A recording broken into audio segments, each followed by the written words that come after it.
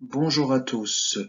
Donc dans ce cours, je vais vous proposer une méthode pour équilibrer une équation de réaction. Donc avant de faire cela, précédemment, donc une équation de réaction s'écrit de la manière suivante. A plus B va nous donner C plus D en supposant que nous avons deux réactifs qui ont réagi ensemble pour donner deux produits C plus D. Un bilan de réaction s'écrit de la manière suivante. En prenant comme exemple la combustion du carbone, on écrit carbone plus dioxygène nous donne du dioxyde de carbone. Une équation de réaction, quant à elle, va s'écrire en utilisant les formules chimiques. Si on prend un exemple, celui de la combustion du méthane, on va écrire CH4 plus 2O2 va nous donner CO2 plus 2H2O.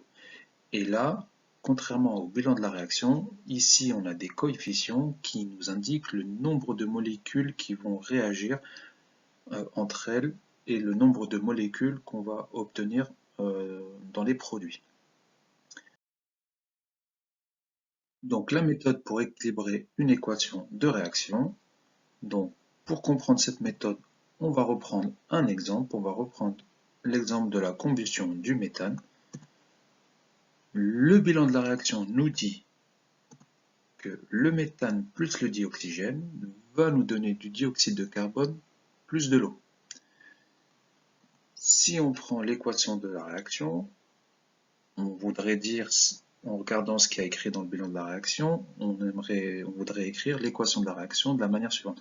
CH4 plus O2 va nous donner du CO2 plus de H2O. Si je fais le compte des atomes présents de part et d'autre de la flèche, faisons-le, on va voir que à gauche on a un atome de carbone, à droite on a un atome de carbone. On regarde la même chose pour les atomes d'hydrogène, on a 4 atomes d'hydrogène à gauche, lorsqu'on n'en a que 2 à droite. On regarde les atomes d'oxygène, donc on voit qu'à gauche on n'en a que 2, alors qu'à droite on en a 2 plus 1, donc 3 atomes d'oxygène. Oh là, mon très cher ami, comme je le dirais, rien ne se perd, rien ne se crée. Il faut donc que de chaque côté tu retrouves le même nombre d'atomes. Ah bah, je me disais bien que Antoine de Lavoisier allait se réveiller et allait réagir, puisque, comme le dit si bien, d'après sa loi, rappelez-vous, rien ne se perd, rien ne se crée, tout se transforme. Ça voudrait dire que la matière ne peut pas disparaître, elle peut être que transformée. Et donc, cela nous amène à avoir, en fait, de part et d'autre de la flèche, le même nombre d'atomes que nous devons trouver. C'est ça, équilibrer une équation de réaction. Et pour ce faire, il y a une certaine méthode à respecter, et celle-ci, nous allons la voir ensemble. Et donc, ces deux choses-là ne sont pas équilibrées. Alors, la méthode pour équilibrer l'équation de réaction, donc on va repartir de cette équation de réaction non équilibrée, et on va appliquer une certaine méthode. Alors, les étapes pour équilibrer une équation de réaction sont les suivantes. La première chose que vous devez faire, c'est de toujours commencer par équilibrer les atomes de carbone. Alors, si on est un petit peu attentif, on regarde à gauche, donc du côté des réactifs, combien on a d'atomes de carbone. Donc ici, on a un seul atome de carbone qui est porté par la molécule de CH4. Et quand je regarde à droite, donc du côté des produits, je vois qu'il y a un seul atome de carbone qui est porté par la molécule de CO2. Donc on peut dire que de part et d'autre, on a un atome de carbone, donc on est à l'équilibre pour les atomes de carbone. Ensuite, on va faire la même chose, et cette fois-ci pour les atomes d'hydrogène. Donc, première étape, carbone, deuxième étape, les hydrogènes. Donc, je regarde. À gauche, j'ai 4 atomes d'hydrogène, à droite, j'en ai que 2. Donc, on va utiliser des coefficients pour avoir le même nombre. Donc, si j'ai 2 atomes d'hydrogène à droite, je vais mettre un coefficient 2, Et quand je regarde, je vais avoir 4 atomes d'hydrogène à gauche, 2 fois 2, donc 4 atomes d'hydrogène à droite. Donc là, sur les atomes d'hydrogène, on est à l'équilibre. Ensuite, on va finir, et on finira toujours par équilibrer les atomes d'oxygène.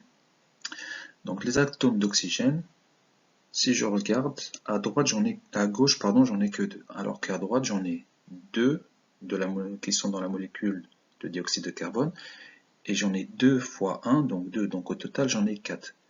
Donc pour équilibrer, on va encore utiliser un coefficient pour équilibrer tout ça, et cette fois-ci, le coefficient sera du côté des réactifs, donc à gauche, et ceci va nous donner 2 au 2, donc 2 fois 2, 4, et regardez, à droite, on a 2 qui sont portés, 2 atomes d'oxygène portés par la molécule de CO2, et 2 fois 1, 2, donc en tout 4. Donc on a bien 4 à gauche et 4 à droite.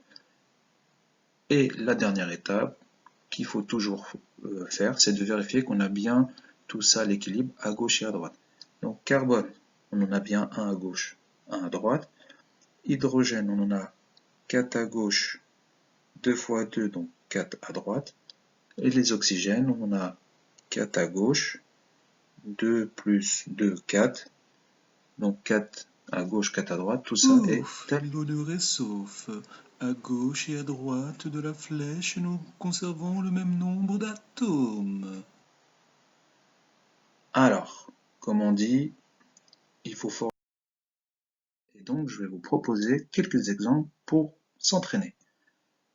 Alors, on va équilibrer cette fois-ci l'équation de la combustion du propane. Donc, le propane, c'est aussi un gaz comme le méthane. Et on va appliquer la méthode. Donc, commencer par équilibrer les atomes de carbone. Donc, on voit qu'à gauche, on a 3 atomes de carbone, lorsque à droite, j'en ai que 1. Donc, ce que je vais faire, c'est que je vais utiliser un coefficient, et le coefficient, ce sera 3. Et je pourrais écrire l'équation de la manière suivante pour équilibrer les carbones. Ensuite, on va appliquer le deuxième point de la méthode, donc équilibrer les atomes d'hydrogène. Lorsque je regarde, je vois que j'en ai 8 à gauche, j'en ai que 2 à droite. Donc je vais cette fois-ci utiliser un coefficient multiplicateur x 4. 2 fois 4, 8. Donc j'en aurai 8 à gauche, 8 à droite. Et donc ceci va me permettre d'écrire l'équation de la manière suivante. Mais on n'a pas fini. Il nous reste encore à équilibrer les oxygènes. Donc, pour équilibrer les oxygènes, on va regarder combien on en a à gauche. On en a 2 à gauche. On en a 3 fois 2, parce qu'on a un coefficient 3. Donc 3 fois 2, ça fait 6 qui sont portés par le CO2. Et 4 portés par la molécule d'eau. Donc 6 plus 4, ça fait 10. Donc, à gauche, on va utiliser un coefficient multiplicateur fois 5, donc 5 fois 2, 10. Donc on va se retrouver avec 10 à gauche, 10 à droite. On va être à l'équilibre. On vérifie que notre équation est juste dans sa globalité. Donc les carbones, on a bien 3 à gauche, 3 à droite. Les hydrogènes, on en a bien 8 à gauche et 4 fois 2, donc 8 à droite. Les oxygènes, on en a 5 fois 2, donc 10 à gauche. Et à droite, on en a 3 fois 2, donc ça fait 6, plus 4, ça fait 10. Donc on a bien 10 et 10. Ouf, l'honneur est sauf, des deux côtés, on est à l'équilibre. Allez, on essaye un deuxième exemple. Alors cette fois-ci, on va essayer d'équilibrer la combustion du pentane. Donc le pentane, c'est aussi un gaz. Alors, donc toujours pareil, la méthode, on va commencer par équilibrer les atomes de carbone. Donc à gauche, on a 5 atomes de carbone. À droite, on n'en a que 1. Donc il va falloir utiliser un facteur multiplicateur, un coefficient multiplicateur x 5. Donc ceci va nous permettre d'écrire l'équation de la réaction de la manière suivante. Ensuite, après les carbones, on a dit qu'on équilibrait les atomes d'hydrogène. Donc les atomes d'hydrogène, à gauche, on en a 12. À droite, on en a 2. Donc, pour arriver à 12, on va utiliser un coefficient multiplicateur fois 6, ce qui va me permettre d'écrire l'équation de la manière suivante. Ensuite, il nous reste la troisième étape, équilibrer les atomes d'oxygène. Donc, les atomes d'oxygène, j'en ai combien à gauche? J'en ai 2.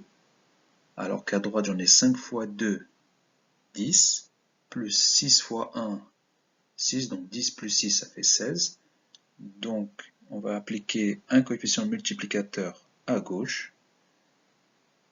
Donc, 2 atomes fois 8, ça fait 16. Donc, 16 et 16 de part et d'autre. Donc, normalement, on est à l'équilibre et on pourra écrire l'équation de la manière suivante. Donc, si je vérifie, j'ai 5 atomes de carbone à gauche, 5 atomes de carbone à droite. J'ai 12 hydrogènes à gauche, 6 fois 2, 12 hydrogènes à droite. Les oxygènes, j'en ai 8 fois 2, 16 à gauche. À droite, j'en ai 5 fois 2, 10, plus 6, 16. Donc 16 et 16, tout ça est à l'équilibre. Alors, j'espère que cette petite méthode vous a aidé. J'espère que cette petite méthode a été assez détaillée pour que vous puissiez comprendre les étapes. Ce que je vous suggère, c'est de vous entraîner, de faire un maximum d'exercices. Et si vous avez des difficultés, n'hésitez pas à m'en faire part. Et je vous dis à la semaine prochaine et bon courage pour la suite.